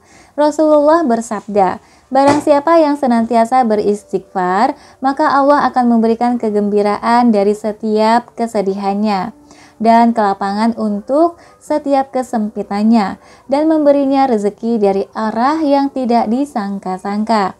Hadis riwayat Abu Daud, Ibnu Majah, dan Ahmad. Sungguh lengkap level rezeki yang satu ini. 8. Menjadi sebaik-baik orang yang bersalah. Di mata manusia, kalau orang sudah bersalah, maka dia akan dicap sebagai manusia hina selamanya. Bahkan ada stigma di kalangan para narapidana yang pernah disampaikan kepada saya seperti ini. Hukuman di luar penjara jauh lebih berat daripada di penjara. Itu karena manusia seringkali tak bisa lagi menilai baik orang yang pernah bersalah di masa lalunya. Tapi tidak di mata Allah, tidak jika kita beristighfar dan bertobat yang sungguh-sungguh, tidak jika kita mengaktifkan rezeki level 9. Rasulullah bersabda, setiap anak Adam pernah bersalah, dan sebaik-baiknya orang yang bersalah adalah yang segera bertobat. Hadis riwayat Tirmidzi, Ibnu Majah, Al-Hakim. Predikat menjadi sebaik-baiknya orang yang bersalah adalah predikat yang unik juga rasanya. Menarik bukan? Hehehehe. 9. Membersihkan hati. Masih ingat kenapa saya menyebut rezeki level 9 adalah level rezeki yang tuntas menyelesaikan persoalan manusia lahir dan batin? Inilah alasannya. Rasulullah Shallallahu Alaihi Wasallam bersabda, apabila seorang mukmin melakukan suatu dosa, maka tercoretlah noda hitam di hatinya. Ketika ia bertobat, meninggalkannya dan beristighfar, maka bersihlah hatinya. Hadis riwayat Nasai, Ibnu Majah, Ibnu Hibban, dan Tirmidzi. Guru saya pernah berpesan, penyakit manusia itu hanya ada dua, penyakit lahir dan penyakit batin. Penyakit lahir bisa diobati dengan berbagai macam cara, mulai dari yang biaya murah hingga yang mahal nggak kira-kira. Tapi obat bagi penyakit hati hanya sedikit caranya, dan salah satunya adalah dengan beristighfar, meminta ampun kepada Allah. Daripada bayar ratusan juta untuk operasi hati lahir, lebih baik baca istighfar 100 kali setiap hari untuk membersihkan hati, batin. Setuju? 10. Mendapat balasan surga dan dijauhkan dari neraka. Mungkin terdengar klasik jika bicara masalah surga dan neraka. Tapi sebagai orang beragama, rasanya tak bisa kita menolak keberadaan surga dan neraka ini. Karena bagaimanapun, surga dan neraka adalah motivasi bagi manusia. Kalau dilihat dari sudut pandang NLP, Neuro Linguistic Program, surga ini berperan sebagai seek pleasure-nya, dan neraka adalah avoid pain-nya. Dan berdasarkan yang saya pelajari dari para motivator senior, konon katanya dalam menentukan impian, kita harus membuat impian kita ke dalam salah satu dari kedua hal di atas. Bisa menggunakan seek pleasure atau avoid pain. Misal, saya ingin kaya karena saya ingin berangkat haji bersama seluruh keluarga saya, termasuk orang tua saya. Ini kalimat seeking pleasure. Sedangkan saya ingin kaya karena saya tidak kelaparan. Sedangkan saya ingin kaya karena saya tidak ingin anak-anak dan keluarga saya nanti kelaparan. Dan jika mereka sakit, saya bisa menanggung biayanya. Nah, yang ini kalimat avoiding pain. Tapi sekarang, Anda tidak perlu lagi bingung harus memilih pendekatan yang mana. Rezeki level 9 bisa memberikan keduanya sekaligus, seeking pleasure dan sekaligus avoiding pain. Dan juga orang-orang yang apabila mengerjakan perbuatan keji atau menganiaya diri sendiri, mereka ingat akan Allah, lalu memohon ampun terhadap dosa-dosa mereka, dan siapa lagi yang dapat mengampuni dosa selain Allah. Dan mereka tidak meneruskan perbuatan kejinya itu, sedang mereka mengetahui mereka itu balasannya adalah ampunan dari Tuhan mereka dan surga yang di dalamnya mengalir sungai-sungai, sedang mereka kekal di dalamnya. Dan itulah sebaik-baik pahala orang-orang yang beramal. Quran Surat Ali Imran ayat 135 sampai 136. Lihat, istighfar mendapatkan balasan surga, sekaligus juga dijauhkan dari neraka. Lihat hadis ini. Huzaifah berkata, saya adalah orang yang tajam lidah terhadap keluargaku. Wahai Rasulullah, aku takut kalau lidahku itu menyebabkan aku masuk neraka. Kemudian Nabi Shallallahu Alaihi Wasallam bersabda, di mana posisimu terhadap istighfar? Sesungguhnya aku senantiasa beristighfar kepada Allah sebanyak 100 kali dalam sehari semalam. Hadis riwayat Nasai, Ibnu Majah, Al-Hakim, dan disahihkannya. Perkataan Rasulullah Shallallahu Alaihi Wasallam tersebut jelas sekali mengisyaratkan bahwa istighfar mampu menyelamatkan seseorang dari azab api neraka. Lebih jauh, guru saya menambahkan di satu waktu, neraka dan surga itu juga punya wujud di dunia. Kesenangan, kebahagiaan, kekayaan, kesuksesan, lancarnya persoalan, kemudahan. Itu semua adalah surganya dunia. Sementara kesulitan, masalah, musibah, ruwetnya persoalan, kendala, rintangan, dan sempitnya pikiran, itu semua adalah nerakanya dunia. Maka istighfar pun bisa menjadi kekuatan yang bisa menghindarkan kita dari neraka dunia dan mendekatkan pula kepada surganya dunia. Ini baru yang disebut double keuntungan. Double untung. Sepakat? Lanjut. 11. Ditinggikan derajatnya. Siapa yang tak ingin membahagiakan orang tuanya? Setiap kali saya nge-tweet atau nge-status di Facebook yang berkaitan dengan orang tua, pasti ramai like dan komen. Ini menunjukkan bahwa semua orang sangat ingin bisa membahagiakan orang tuanya. Namun sayangnya, tidak semua sahabat kita punya kesempatan itu, karena orang tuanya sudah meninggal dunia. Lalu, apa yang bisa kita lakukan jika demikian? Hadis qudsi ini bisa jadi solusinya. Rasulullah bersabda, sesungguhnya Allah akan mengangkat derajat seorang hamba di surga. Hamba itu berkata, wahai Allah, dari mana saya dapat kemuliaan ini? Allah berkata, karena istighfar anakmu untukmu. Hadis riwayat Ahmad dengan sanad hasan. Benar-benar label rezeki yang teramat lengkap. Tak hanya kita yang mendapat manfaatnya dari melazimkan istighfar. Orang tua kita yang sudah meninggalkan kita pun bisa kebanjiran pahala karena istighfar anak-anaknya. Mau membahagiakan orang tua yang sudah tiada, istighfarlah solusinya. 12. Mudah mendapatkan keturunan.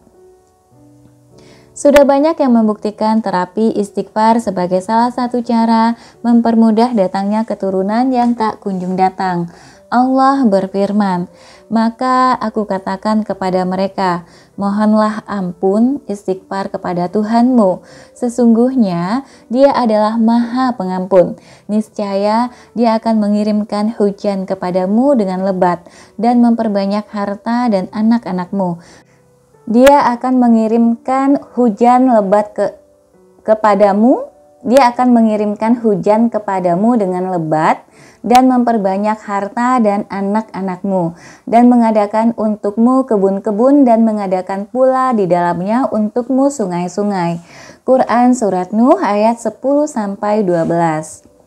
Tentu masalah lama dan cepatnya bergantung pada pribadi masing-masing. Yang jelas, saya pernah menyaksikannya sendiri keajaiban istighfar dari sepasang suami istri yang sudah lama merindukan hadirnya anak keturunan di pernikahan mereka. Yang akhirnya terwujud setelah keduanya berkomitmen melazimkan istighfar setiap hari. Tidak ada salahnya mencoba, bukan? Seberapa lama pun hasilnya, hal itu tetaplah sepadan untuk dilakukan ketika nantinya anak-anak yang lucu hadir di tengah kehidupan. 13. Mudah mendapatkan hujan. Salah satu masalah yang mulai sering terjadi zaman sekarang di berbagai tempat adalah sering adanya kekeringan yang berkepanjangan. Sebagian beranggapan ini adalah efek dari pemanasan global. Meski tidak bisa dibuktikan, saya sempat berpikir, ini bukan lantaran pemanasan global semata, namun juga karena semakin banyaknya pelaku dosa yang mendiami suatu wilayah atau negara. Ibnu Sahih berkata, Hasan al-Basri pernah didatangi seseorang dan mengadu bahwa lahannya tandus. Ia berkata, perbanyaklah istighfar. Lalu ada orang lain yang mengadu bahwa kebunnya kering. Ia berkata, perbanyaklah istighfar. Lalu ada orang lain lagi yang mengadu bahwa ia belum punya anak. Ia berkata, perbanyaklah istighfar. Kitab Fathul Bari 11/98. Logika saya begini kawan-kawan, dosa adalah penyebab murkanya Allah. Hasilnya, setiap perbuatan maksiat akan menghambat turunnya rezeki. Dan hujan adalah salah satu rezeki yang Allah berikan kepada bumi. Artinya, makin banyak dosa yang dilakukan di satu tempat berakibat pada makin seretnya juga rezeki di tempat tersebut, yang salah satunya berupa ketiadaan atas turunnya hujan. Solusinya, bertobat dan banyak-banyak minta ampun kepada Allah, diikuti berbagai langkah dunianya, seperti jangan menebang pohon berlebihan, tanam pohon banyak-banyak, dan stop mencemari lingkungan. 14. Memperbaiki karakter. Istighfar ternyata juga bisa membuat karakter seseorang menjadi lebih baik dan bijak. Seorang ulama berkata, tanda orang yang arif, bijak itu ada 6. Apabila ia menyebut nama Allah, ia merasa bangga. Apabila menyebut dirinya, ia merasa hina. Apabila memperhatikan ayat-ayat Allah, ia ambil pelajarannya. Apabila muncul keinginan untuk bermaksiat, ia segera mencegahnya. Apabila disebutkan ampunan Allah, ia merasa gembira. Dan apabila mengingat dosanya, ia segera beristighfar. Kitab Tanbihul Ghafilin 67. Saya termasuk yang meyakininya bahwa orang yang rajin memohon ampunan kepada Allah pastilah akan dibaikkan wataknya, dan salah satu karakter terbaik adalah bijak, menempatkan segala sesuatu tepat sesuai porsinya. Karena orang bijak selalu berhati-hati. Selain itu, ini juga adalah ciri-ciri dari seorang mukmin sejati. Saya tidak berani mengaku sebagai seorang mukmin karena kadar iman saya masih teramat lemah, dan rasanya untuk mengejar tingkat keimanan seperti guru-guru saya pun rasanya masih jauh, apalagi sampai pada tingkatan para salafus sholih ataupun para nabi. Namun hadis Rasulullah Shallallahu Alaihi Wasallam ini menghibur saya. Rasulullah bersabda, tidak seorang pun dari umatku yang apabila ia berbuat baik dan ia menyadari bahwa yang diperbuat adalah kebaikan, maka Allah akan membalasnya dengan kebaikan. Dan tidaklah ia melakukan suatu yang tercela dan ia sadar sepenuhnya bahwa perbuatannya itu salah. Lalu ia memohon ampun, beristighfar kepada Allah, dan hatinya yakin bahwa tiada Tuhan yang bisa mengampuni kecuali Allah, maka dia adalah seorang mukmin. Hadis riwayat Ahmad. Menakjubkan bukan? 15. Keburukan diganti dengan kebaikan. Yakin kita tidak mampu menilai apakah diri kita termasuk orang yang banyak perbuatan baiknya ataukah yang sedikit perbuatan baiknya. Tapi kalau pertanyaannya adalah apakah kita termasuk yang banyak perbuatan buruknya? Nah, kalau yang ini saya pribadi berani menjawab bahwa pastilah kita lebih banyak buruknya daripada baiknya. Maka salah satu cara untuk menutup segala keburukan dan menggantinya dengan kebaikan adalah dengan beristighfar kepada Allah. Allah berfirman, kecuali orang-orang yang bertobat, beriman, dan mengerjakan amal soleh, maka kejahatan mereka diganti Allah dengan kebajikan, dan adalah Allah Maha Pengampun lagi Maha Penyayang. Quran Surat Al-Furqan ayat 70. Semoga kita semua termasuk yang banyak amal baiknya. Kalaupun masih kurang juga, semoga istighfar ini mampu membantu kita. 16. Menjadi orang yang beruntung. Tidak ada kehidupan yang lebih mudah daripada hidupnya orang yang beruntung. Begitu kata seorang kawan saya. Apa yang dibutuhkannya mudah terpenuhi. Apa yang didapatkannya selalu mengejutkan dan memudahkan. Salah satu filosofi orang Jawa pun mengatakan, wong pinter kalah karo wong bejo.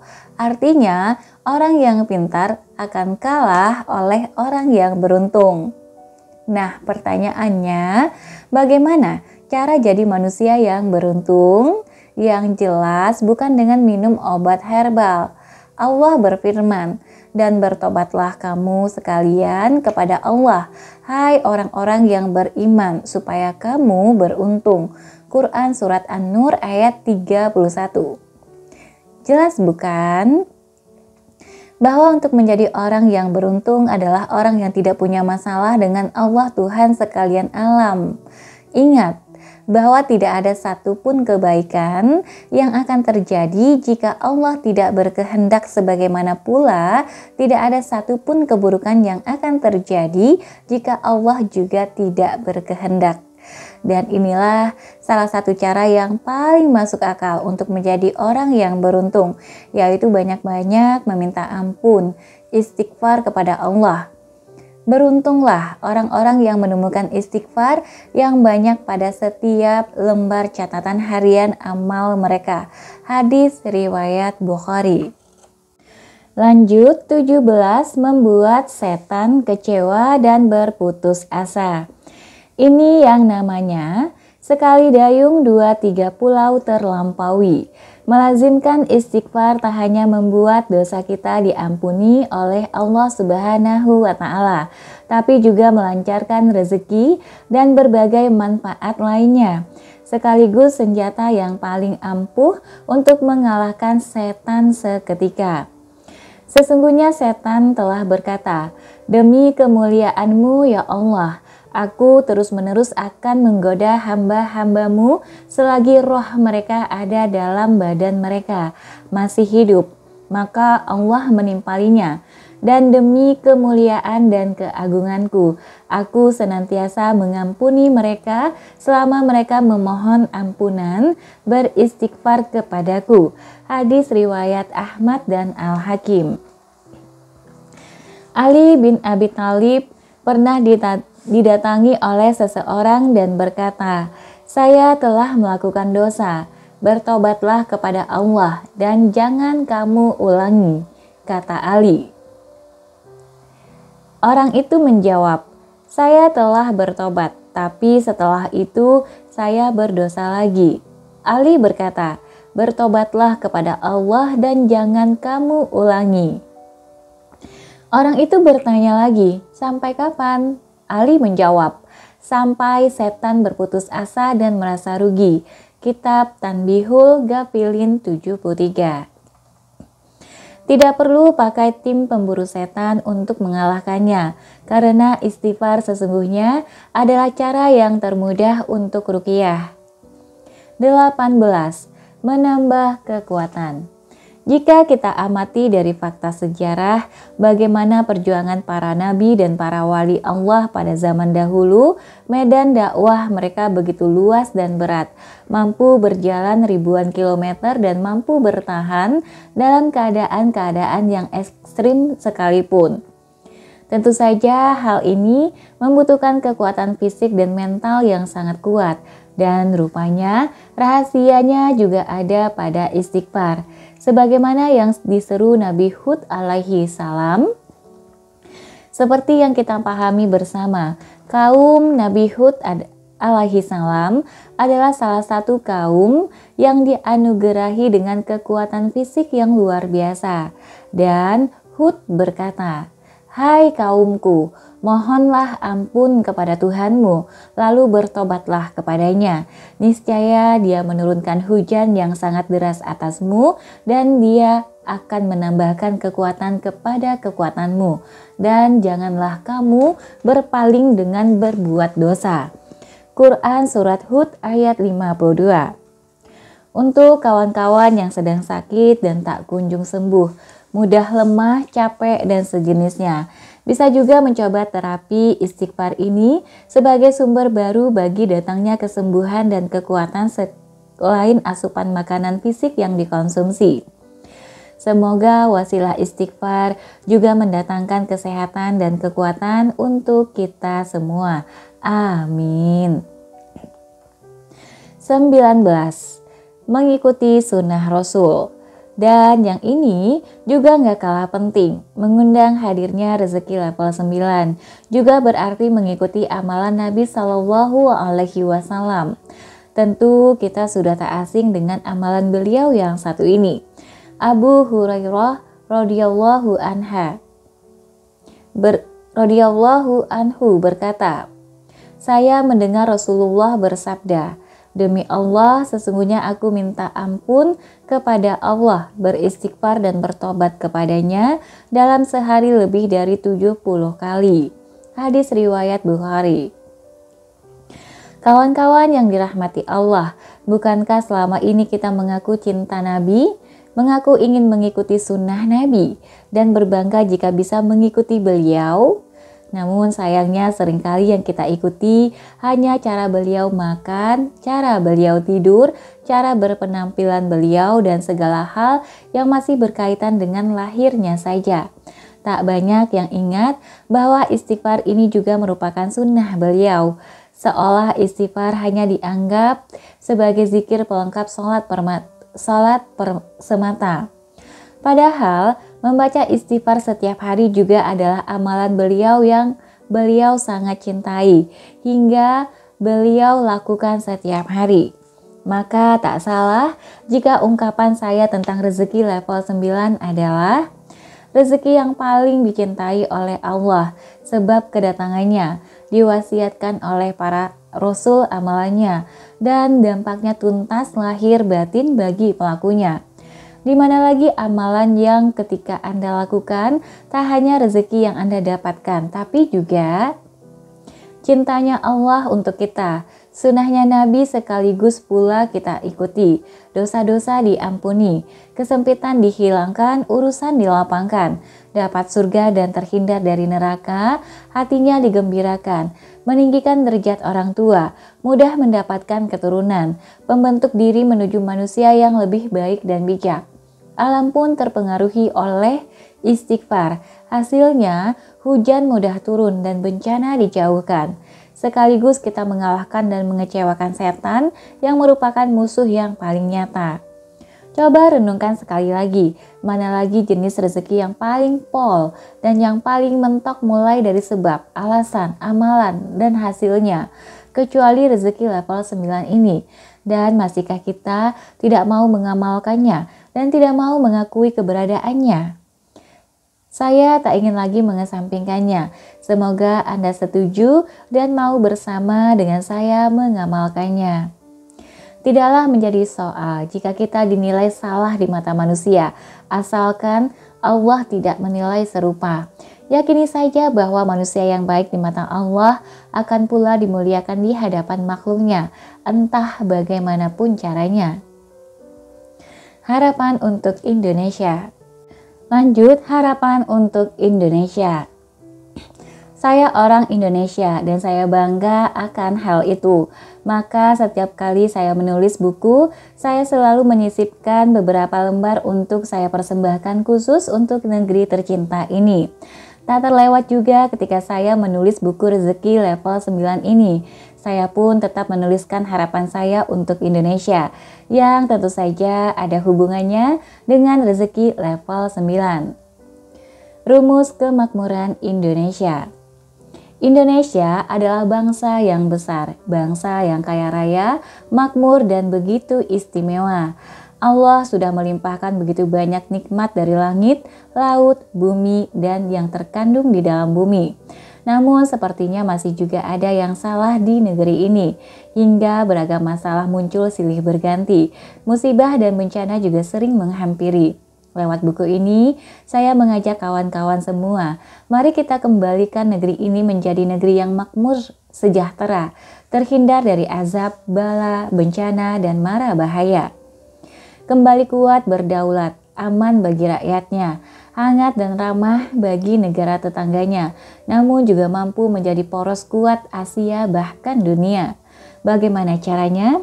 Kita pakai rumusnya Allah. Allah sudah memberikan GBHB alias garis besar haluan bernegara. Kenapa kata bernegara yang saya pilih? Tentu biar tidak sama dengan GBHN, itu yang pertama. Alasan yang kedua, karena sebenarnya rumus ini berlaku untuk seluruh negara di dunia. Rumus inilah yang seharusnya digunakan oleh seluruh pemerintahan di Indonesia untuk menyelenggarakan dan mengatur arah pembangunan sebuah negara. Apa itu? Allah telah menyebutkan dalam Al-Quran bagaimana sebuah negeri itu seharusnya berhaluan, dan rumusan ini hanya disebutkan sebanyak 1 kali di dalam Al-Quran, tepatnya surat Saba ayat ke-15. Rumus bernegara itu hanya 1, yaitu baldatun tayyibatun wa rabbun ghafur. Inilah rumusan akhir, tujuan yang seharusnya menjadi akhir dari sebuah negara, dimanapun itu termasuk Indonesia. Rumus tersebut jika diartikan dalam bahasa Indonesia yang baik dan benar, maka kurang lebih artinya seperti ini. Negerimu adalah negeri yang baik, nyaman, sedang Tuhanmu adalah Tuhan yang Maha Pengampun. Dan tanpa mengurangi rasa hormat saya kepada Departemen Agama yang sudah menerjemahkan ayat tersebut, saya lebih menyetujui terjemahan guru saya. Beliau menjelaskan kepada saya bahwa arti dari baldatun tayyibatun wa rabbun ghafur ini adalah negeri yang dimana kekayaan melimpah dan ampunan Allah juga banyak tercurah. Saya pikir-pikir benar juga. Kalau hanya sekadar kaya, banyak negeri yang kaya. Kalau hanya sekadar makmur, banyak negeri yang makmur. Kalau hanya modern, banyak negeri yang modern. Kalau hanya sekadar rakyatnya sejahtera, banyak negeri yang sejahtera. Kalau hanya sekadar maju, banyak negeri yang maju. Pertanyaannya, tapi adakah hal yang masih mengundang kemarahan Allah di negeri itu? Masih adakah tempat maksiat yang dilindungi pemerintah? Masih adakah pejabat yang khianat kepada rakyat? Masih adakah hukum Allah yang dilecehkan? Masih adakah manusia-manusia sombong yang lupa bersyukur? Masih adakah orang yang kikir dan mengumpulkan harta haram untuk memperkaya dirinya sendiri? Bukankah akan jadi percuma jika negeri yang makmur kaya raya tapi rutin bencana? Negeri yang modern tapi tak ada yang beribadah kepada Tuhannya. Rakyatnya sejahtera tapi semuanya seenak dirinya menuruti hawa nafsu dan tak peduli pada sesamanya yang membutuhkan. Pemimpinnya khianat dan menelantarkan kesejahteraan rakyat yang dipimpinnya. Karena cepat atau lambat, yang baldatun tayyibatun pun akan dihancurkan dan luluh lantak tak bersisa. Itukah yang kita inginkan? Tentu tidak. Jika tidak, mari kita beristighfar diri kita sendiri. Jika tidak, mari kita istighfari diri kita sendiri. Kemudian kita ajak keluarga kita dan semoga menyebar kebiasaan ini di kampung kita, kota tempat kita tinggal dan seterusnya. Hingga akhirnya Indonesia pun beristighfar. Oleh karena itulah saya mengundang dan mengajak kawan-kawan semua untuk sama-sama kita menggerakkan gerakan Indonesia beristighfar di kota masing-masing. Yang Islam dengan caranya, yang Katolik dengan caranya, yang Kristen dengan caranya, yang Hindu dengan caranya, yang Buddha dengan caranya, yang Konghucu dengan caranya. Semoga ini bisa menjadi sumbangsih kita untuk Indonesia. Saya berharap para pemimpin dan pejabat negeri ini membaca juga ajakan saya ini, lalu menggerakkan masyarakat untuk beramai-ramai beristighfar kepada Allah, agar negeri ini kembali menjadi negeri yang baidatun thayyibatun wa rabbun ghafur. Atau mungkin jika Anda mengenal salah satu pemimpin atau pejabat negeri ini, bantu saya untuk menghadiahkan buku ini kepada beliau-beliau semua. Semoga kita semua bisa bergerak dalam satu visi melindungi Indonesia dari murkanya Allah Ta'ala. Insya Allah. Bagi kawan-kawan yang ingin bergabung bersama saya dan tim Gerakan Nasional Indonesia Beristighfar, Anda bisa menghubungi kami melalui email di indonesiaberistighfar@gmail.com. Kita hidupkan kembali Indonesia yang baldatun tayyibatun wa rabbun ghafur melalui rumah-rumah kecil kita, lalu meluas ke seluruh penjuru Indonesia. Amin. Allahumma amin. Pesan untuk mekawan. Selesai juga akhirnya buku ini saya tulis. Bagian ini bukan akhir dari rezeki level 9, melainkan justru adalah awal perjalanan bagi rezeki level 9.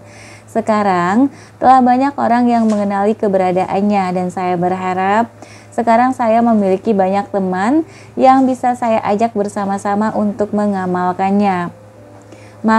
Maafkan jika saya menggunakan istilah rezeki level 9 untuk mengenalkan Anda lebih dekat dengan kekuatan istighfar. Karena saya memahami kita semua lebih senang mendekati rezeki dari para ampunan Allah. Maka saya mencoba dengan bekal ilmu yang sedikit ini menunjukkan kepada kawan-kawan semua bahwa ampunan Allah lah yang sesungguhnya bisa menghadirkan rezeki level tertinggi.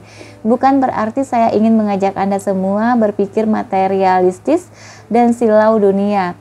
Justru besar harapan saya bahwa apa yang kawan-kawan baca ini mampu menjadi sebuah penyemangat dan gambaran atas apa yang nantinya akan kawan-kawan dapatkan.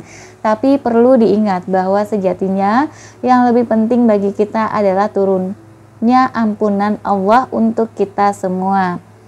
Lupakan semua iming-iming seputar rezeki yang sepanjang buku ini saya tuliskan, karena insya Allah itu adalah sebuah kepastian akan janji Allah untuk kita.